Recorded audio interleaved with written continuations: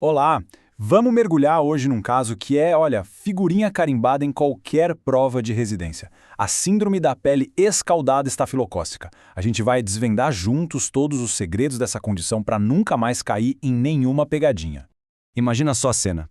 Chega no pronto-socorro uma criança pequena, super irritada, com febre, e a pele dela, que é a nossa principal barreira de proteção, tá vermelha, dolorida e simplesmente se desfazendo, descamando com um simples toque. É um quadro que assusta, né? E exige um raciocínio rápido. O que será que está acontecendo aqui? E essa imagem clínica nos leva direto para o nosso desafio. Tá aqui uma questão de prova clássica com 5 alternativas. Só uma delas descreve a verdade sobre essa doença. Então, vamos investigar ponto por ponto. Olha, sem suspense, a resposta correta é a letra A. Mas o mais importante aqui não é só saber a resposta. O ouro é entender o porquê. Por que a alternativa A está certa e, principalmente, por que todas as outras estão completamente erradas. É isso que a gente vai desvendar agora. Para entender a síndrome da pele escaldada, primeiro a gente precisa conhecer a arma do crime. E a protagonista dessa história toda é ela, a toxina do estafilococo. É ela que está por trás de toda essa destruição na pele. E aqui está a parte mais fascinante, o pulo do gato. A ação acontece à distância. A bactéria, o Staphylococcus aureus, não está lá na pele que está descamando, não. Geralmente ela está escondida em outro lugar, tipo na garganta, no nariz, numa conjuntivite.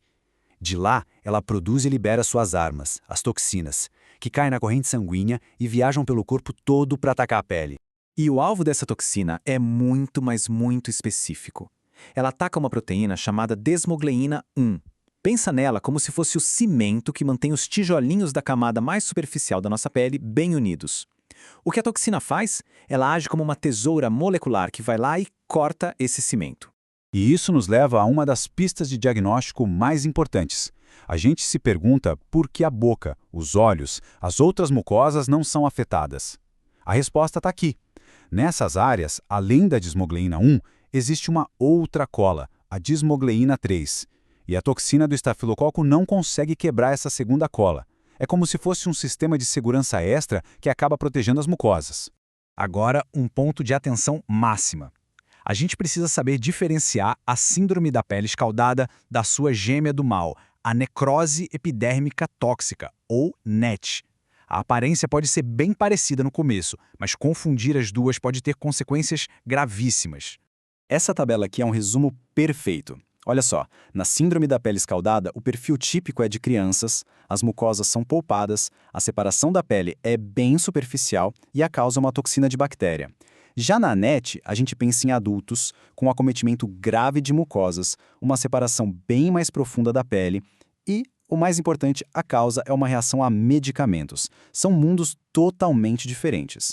E tem um sinal clínico que ajuda muito a gente a confirmar essa fragilidade da pele, o sinal de Nikolsky. Basicamente, quando a gente passa o dedo fazendo uma leve pressão na pele, ela se descola, como se fosse um papel de parede solto. Na síndrome da pele escaldada, como a cola da pele foi quebrada, esse sinal é classicamente positivo, o que, aliás, já destrói a alternativa B da nossa questão inicial. Ok, diagnóstico feito. E agora? O que a gente faz? O plano de ação precisa ser rápido e muito bem estruturado para ajudar o corpo a se recuperar o mais rápido possível. O tratamento tem 2 pilares principais. O primeiro é atacar a origem do problema com antibióticos na veia, como a oxacilina, para acabar com a bactéria que está produzindo a toxina. O segundo pilar é o cuidado de suporte, tratando essa pele como a de um paciente queimado. Muita hidratação, controle rigoroso da dor e cuidados locais com a pele. E um alerta gigante: corticoides estão proibidos, porque eles podem piorar a infecção que está por trás de tudo. E o prognóstico? Olha, aqui a idade faz uma diferença brutal. Em crianças com o tratamento certinho, a mortalidade é bem baixa, menos de 5%. Agora, em adultos, a doença é bem mais rara, mas quando acontece, é muito grave. A mortalidade pode passar de 60%. E por que isso? Porque adultos geralmente têm outras doenças, como o problema nos rins, o que dificulta a eliminação da toxina do corpo. Muito bem, agora que a gente já dominou o tema, vamos voltar para a nossa questão e detonar cada uma das alternativas erradas, uma por uma. Erradíssimo! Como a gente acabou de ver, o sinal de Nikolsky é um achado clássico, positivo, que mostra exatamente essa separação superficial da epiderme. Também está errado. A pele é o alvo da toxina, mas o foco da infecção, onde a bactéria está, geralmente fica longe, como na faringe, na conjuntiva, no umbigo do recém-nascido. Falso. A doença é clássica da pediatria. Afeta principalmente as crianças com menos de 5 anos. Elas ainda não têm anticorpos contra a toxina, e os rins delas ainda são imaturos para eliminar essa toxina de forma eficiente. Essa aqui é o completo oposto da verdade. Uma das características mais marcantes da síndrome da pele escaldada é que ela tipicamente poupa as mucosas. Esse é um ponto-chave para diferenciar da NET. Reta final, vamos amarrar tudo agora e revisar os pontos mais importantes para isso ficar gravado na memória. Se for para lembrar de uma coisa só, que seja isso. A síndrome da pele escaldada estafilocócica é causada por uma toxina que ataca a desmogleína 1. Isso resulta num sinal de Nikolsky positivo e, muito importante, poupa as mucosas. Atinge principalmente crianças, e o tratamento é com antibiótico e muito cuidado de suporte.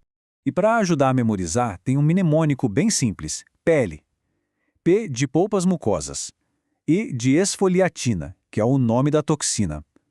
L de limpa, porque o líquido dentro das bolhas é estéril, não tem bactéria ali. E o outro E de escaldada, que é a aparência típica da pele. E para terminar, fica essa reflexão. É impressionante a gente pensar no poder da biologia molecular, né? Como uma única proteína, agindo de forma super específica, pode causar um efeito tão devastador no corpo todo, nos lembrando sempre da arquitetura complexa e ao mesmo tempo tão delicada da nossa pele.